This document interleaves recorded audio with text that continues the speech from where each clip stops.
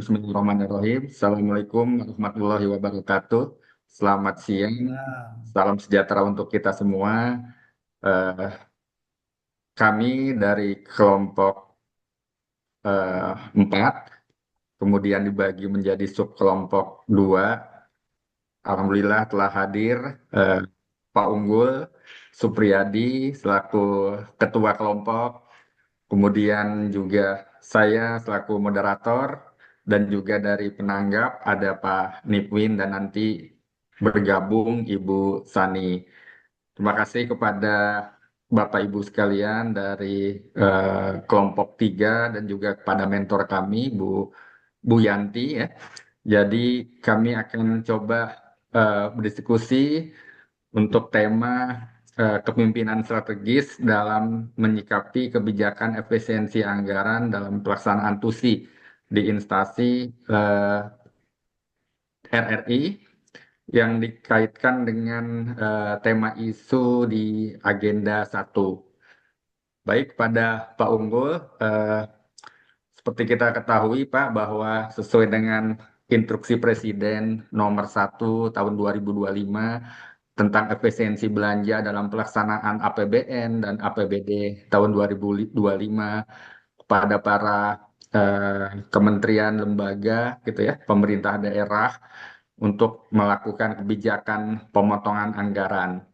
Nah, tentu pemotongan anggaran ini eh, membawa dampak positif, tetapi juga mungkin ada hal-hal lain yang mana eh, mungkin perlu ada suatu upaya, baik itu mitigasi maupun eh, strategi dalam menghadapi eh, efisiensi anggaran ini agar pelaksanaan eh, TUSI di kementerian, lembaga, atau pemerintah daerah dalam konteks ini adalah di RRI ya, di unit kerja Bapak dapat tetap berjalan dengan baik sesuai dengan target atau KPI yang telah ditetapkan ya.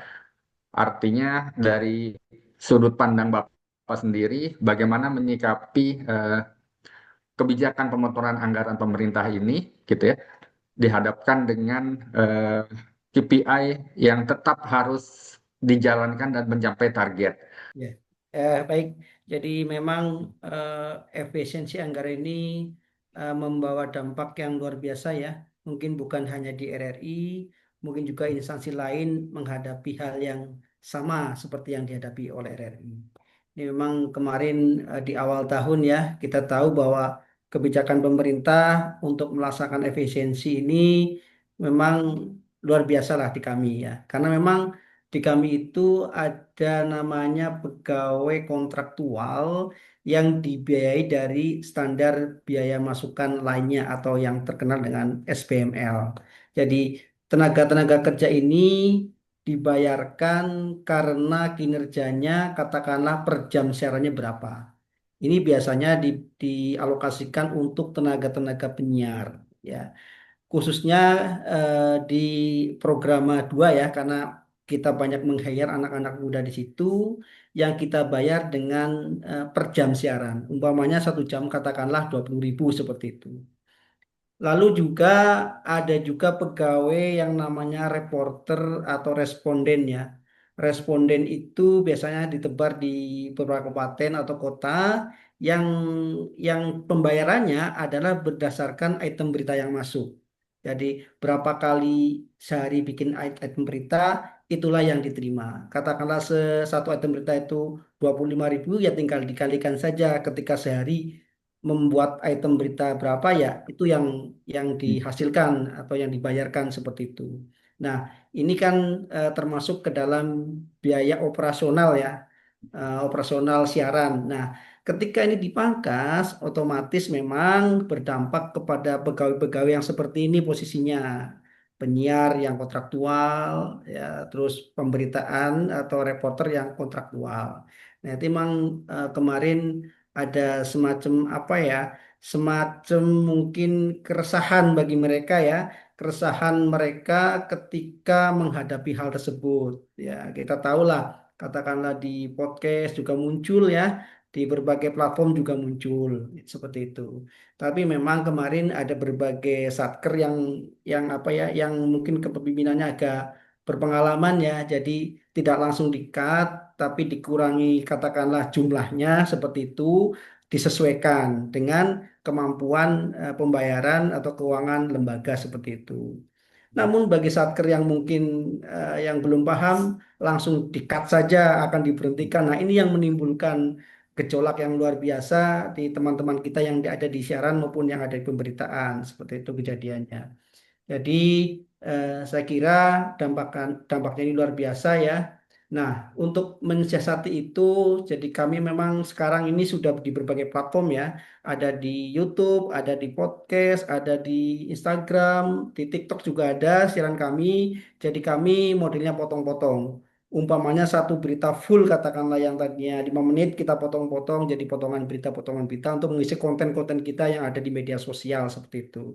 Kalau di terestrial yang radio siaran biasa, memang kemarin diambil kebijakan untuk off-kan di program 4 ya.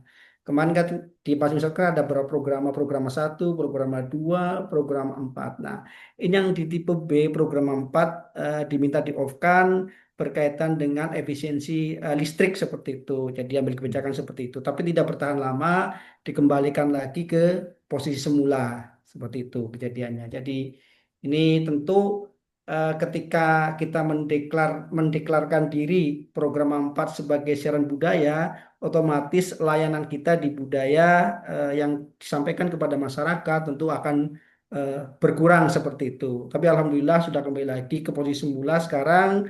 Jadi kita sekarang bukan hanya main di terestrial, juga main di media sosial seperti itu. Nah, kaitannya dengan perolehan iklan ini betul sekali. Iklan ini sudah dimakan oleh media sosial ya, media streaming seperti kita nih yang resmi, RRI, TVRI ataupun ya media-media lain lah yang resmi. Ini sudah pasti tergerus oleh disrupsi zaman ya, kemajuan teknologi. Ini banyak sekali media sosial mengambil iklan yang biasanya ke kita. Jadi saingan kita sebenarnya sekarang bukan lagi media streaming dengan streaming ya, tapi dengan media sosial. Jadi yang punya platform media sosial inilah yang apa namanya mendapat kue iklan tersebut gitu kan. Ya jadi kalau pendapatan negara bukan pajak atau PNBP di kita dikatakan seperti itu, PNBP ya, ya pasti akan berpengaruh lah. Karena memang juga instansi yang biasanya katakanlah ada alokasi anggaran untuk biaya publikasi katakanlah menjadi tidak ada gitu kan seperti itu. Demikian juga untuk yang perdagangan lah yang swasta juga sama biaya belanja iklannya menurun. Nah, mereka juga punya media sosial sendiri yang bisa mengiklankan dirinya sendiri seperti itu. Jadi tantangannya sekarang luar biasa ya, luar biasa sekali Pak. Saya kira itu. Ya.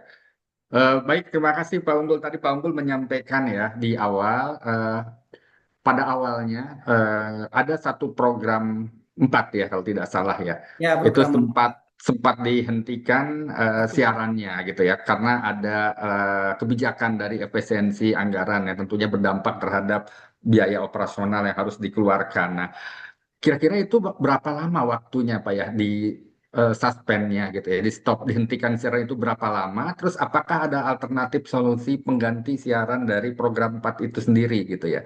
Itu ya yang pertama Pak. Terus yang kedua ya, tadi disampaikan bahwa eh, sempat muncul ada isu bahwa akan ada eh, perumahan atau PHK ya untuk sebagian pegawai kontraktual tadi Bapak bilang ya sebagai honorer ataupun misalnya pegawai kontrak tadi, tapi ternyata kebijakan itu tidak jadi diambil gitu ya. Artinya tidak terjadi penghentian sementara terhadap pegawai-pegawai itu karena kebijakan yang diambil dari pusat, biaya operasional untuk pegawai itu tetap menjadi prioritas yang harus diutamakan. Walaupun ada efisiensi anggaran, saya belum tahu kebijakannya apakah ada pergeseran anggaran atau seperti apa. Tapi bagaimana Bapak sendiri memastikan gitu ya bahwa program-program ataupun target yang sudah ditetapkan oleh RRI sendiri itu tetap dapat tercapai walaupun ada isu kebijakan efisiensi anggaran.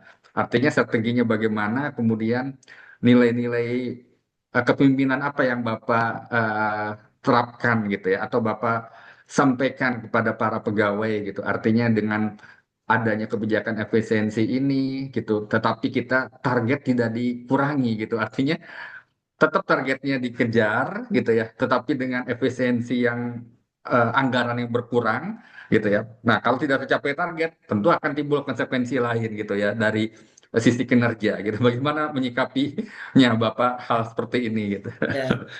Jadi memang di kita itu sudah membuat plan, plan satu dan plan 2. Plan satu itu ya kita bisa saja menutup semua siaran radio, kita main di streaming seperti itu. Main di online seperti itu karena memang masyarakat kan sekarang lewat radio online juga bisa. Kita udah siapkan plan itu. Seandainya katakanlah biaya listrik itu membengkak dan negara tidak bisa membiayai, ya kita membuat plan yang B. Kita hanya siaran lewat streaming. Artinya lewat streaming yang dibutuhkan adalah sebenarnya kuota internet aja yang diperlukan tuh sama dari katakanlah yang orang-orang di studio itu lebih lebih efisien. Sekarang BBC pun sudah tidak melakukan siaran secara terestrial, tapi sudah lewat streaming siaran seperti Hmm. itu. Kita Hmm. buatkan plan seperti itu. Oke, Tapi jadi sudah ada alhamdulillah, mitigasinya ya Pak Unggul oh ya. iya ada mitigasinya Dan kita juga sudah sudah siapkan. ada inovasinya melalui pendekatan teknologi tadi yang Bapak Betul, sampaikan lewat siaran betul, streaming gitu ya. Ya, betul. karena dampak kalau siaran konvensional butuh cost Ya, dari sisi listrik, biaya listrik PLN betul. yang cukup tinggi Terlalu gitu ya. mahal. Nah, Ya. berarti ada strategi sendiri yang sudah Bapak terapkan gitu ya melalui siaran via medsos ataupun tadi media streaming seperti itu Betul. ya. Jadi Oke. digitalisasi ini membawa kita ke alam yang luar biasa yang tadinya kita nggak mungkin tercapai ternyata tercapai gitu seperti itu. Jadi Dan secara memang KPI tidak ada menjadi masalah tidak Pak ada ya. masalah Tetap sebenarnya. distribusi siaran bisa Tidak tetap dijalankan ya. tidak ada masalah karena konten siaran kita bisa berjalan, masyarakat Oke, juga dapat menikmati siaran kita lewat streaming. Artinya kebutuhan masyarakat akan hadirnya RRI ya bisa terpenuhi seperti itu. oke. Ya. Ya. Baik, terima kasih Pak Unggul. Ada lagi mungkin Pak yang mau disampaikan. Mungkin tadi Pak yang belum terjawab Pak Unggul Oh terkait iya, dengan eh, awalnya sempat ada isu akan terjadi betul. efisiensi Betul. pengurangan pegawai gitu. Ya, saya jadi ingat. Jadi waktu itu kan gaduh lah katakanlah ya, Iya, gaduh sama iya. DPR. Hmm. Akhirnya DPR dengar. Akhirnya ya alhamdulillah anggarannya RI dikembalikan untuk yang membayar Oke. yang tenaga kontrak. Tapi yang Iya, lainnya iya. seperti SPBD sama kita dengan Hmm. kementerian lain tetap tidak dicairkan seperti itu. Ada cuma 50% kalau tidak salah seperti itu. Oke, Untuk ya, yang ya. operasional ditambahkan lagi berapa miliarnya itu untuk kita kembalikan untuk membayar tenaga-tenaga operasional kita yang dibayarkan dari SBML seperti itu. Ya, alhamdulillah ya Pak Unggul ya. Jadi untuk Alhamdulillah. kelanjutan dari apa namanya kelanjutan kerja sendiri ya, hubungan kontraktual dalam konteks pekerjaan dengan para pegawai honorer ini tetap dapat berlanjut. Karena tadi Alhamdulillah tetap SBML sudah berjalan. dipastikan akan tetap dianggarkan gitu ya. Ya, Betul. oke. Baik, terima kasih Pak Unggul. Di podcast ini juga telah hadir tim kita, Pak Nipin. Mungkin ada hal-hal yang ingin ditanyakan kepada Pak Unggul, Pak Nipin, atau mungkin memberikan saran dan tanggapan. Silakan Pak Nipin. Sambil menunggu nanti tim kita yang lain, mungkin Bu Sani akan segera bergabung.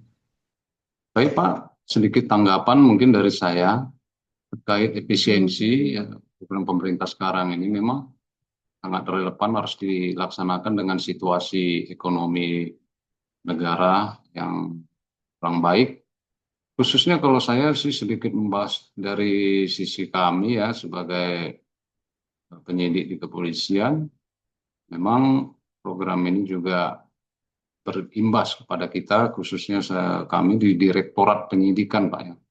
Direktorat Penyidikan yang selama ini kami harus bertugas sebagai penyidik yang profesional. Yang untuk profesional ini didukung dengan sertifikat-sertifikat ya. Jadi kita juga selalu mengadakan uji kompetensi kepada penyidik supaya diakui secara profesional dengan adanya uji kompetensi sertifikasi. Sehingga program ini juga mengalami pemotongan anggaran. Namun dengan demikian kami coba mengatasinya juga supaya penyidik kami ini tetap profesional dan tidak punya cacat nanti untuk celah di bidang hukum. sehingga program ini harus kami laksanakan, yaitu kami melaksanakan juga dengan bantuan digital ya, uji kompetensi asesmen mereka dari seluruh Indonesia melalui virtual, sehingga mereka bisa kita wawancarai, menggali kemampuannya, dan juga mengecek secara administrasi portofolionya, sehingga ini bisa berjalan dengan baik, tidak mesti mengeluarkan anggaran yang begitu besar, sehingga tujuan organisasi khususnya di Direktorat Penyidikan bisa terpenuhi. Yang angka penyidik yang tersertifikasi masih kurang, sehingga kita bisa mendongkrak terus. Ini mungkin yang bisa saya sampaikan tanggapan saya terkait efisiensi, Pak. Terima kasih. Baik, untuk kesempatan berikutnya saya persilahkan kepada Ibu Sani, mungkin dapat menyampaikan kalau ada pertanyaan ataupun tanggapan dan saran kepada apa yang tadi disampaikan oleh Pak Unggul. Silakan, Bu. Ya, baik. Terima kasih Pak Dani. Saya sebenarnya nasib Pak Unggul dan RRI dan TVRI itu sama. Jadi pada saat efisiensi anggaran, kita langsung mempunyai strategisnya adalah kita melakukan kolaborasi dengan para mitra agar beberapa narasumber kita tidak lagi menerapkan honor narasumber. Jadi mitra pada saat itu memang berkenan dan memang paham ya. Jadi kita tidak mengenakan narasumber. Jadi kolaborasi itu yang kita perkuat. Dan terkait dengan bahwa layar adalah panglima, untuk itu kami memang walau tidak ada anggaran, kita konsentrasi untuk melakukan produksi tapi di indoor saja, indoor ataupun di sekitar halaman kantor. Indoor juga itu memanfaatkan lobby, tidak di studio, karena kalau studio juga lighting itu dan AC juga sangat memakan biaya tinggi untuk listriknya. Jadi untuk itu kita penghematan. Jadi waktu itu dilakukan work from home, jadi kita bisa hemat waktu itu hampir untuk listrik saja kita bisa hemat 50% dari biasanya pemakaian. Jadi itu adalah strategi gitu. Mungkin demikian Bu, Pak. ya, terima kasih Bu. Untuk distribusi siaran, apakah menggunakan streaming atau di medsos seperti yang tadi disampaikan Pak Unggul untuk di RRI? Apakah pola yang sama juga diterapkan di TVRI? Ya, TVRI memang hadir sekarang Pak sudah di multi platform media sosial karena keterbatasan jangkauan siaran kita dengan keterbatasan sarana prasarana pemancar digital Pak. Karena seperti di TVRI Maluku sendiri dari 16 pemancar itu 50% aja Pak yang digital. Jadi 50% atau 8-nya itu posisi off Pak. Jadi untuk menjangkau eh, ataupun meningkatkan akses layanan kita, kita hadir di multi platform media sosial. Demikian Pak Dani. Terima kasih Bu Sani. Baik, akhir kata penutup dari saya mengucapkan terima kasih kepada Pak Unggul selaku Ketua Kelompok Sub 2, kemudian juga Pak Nipwin, Bu Sani, dan juga kepada eh, mentor Bu Yanti dan Bapak Ibu sekalian dari kelompok 4. Saya tutup. Wassalamualaikum warahmatullahi wabarakatuh.